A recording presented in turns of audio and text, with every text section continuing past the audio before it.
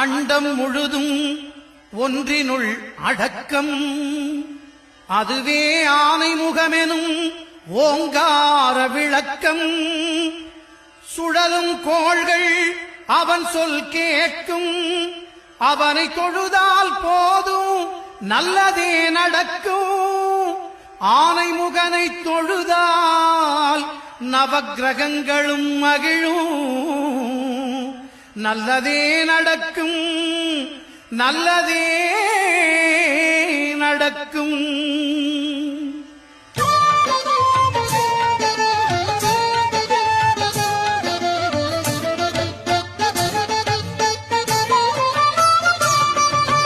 ஒன்பது கோளும் ஒன்றாய் காண அங்கு கற்பகம் என்னும் கடவுளின் மெய்யில் 9